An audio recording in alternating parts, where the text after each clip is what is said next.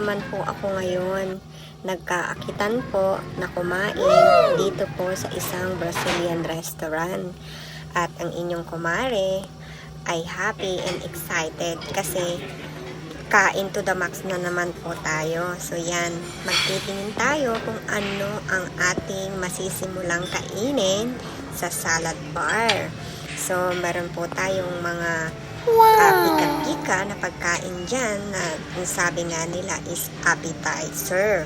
So mga mares, pagmasdan nyo ang inyong kumare habang namimili ng kanyang mga kakainin. At yan pong mga salad na yan ay talaga naman pong ang sarap at mapapawaw ka dyan sa mga pagkainan na nandyan. At ang inyong kumares ay namangha kasi meron siyang nakitang kakaiba na hindi niya nakita before at kaya nakita niya ang presyo to.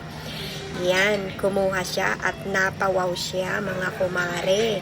Kaya kita naman nyo, pika-pika pa rin siya hanggang sa mapuno ang kanyang plato. Talaga naman, nandyan, nakita niya yung keso na paborito niya. Pero alam nyo ba, ang inyong kumare, allergic yan sa dairy. Pero kita naman nyo mga mare, kumuha siya ng isang peraso. Susubukan daw niya kasi sabi nga nila ang salad bar na yan ay libre.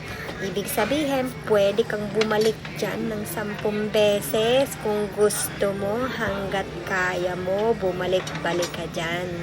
Yan po ang salad bar na tinatawag na buffet. Eat all you can. Kainin mo na hanggat kaya mo.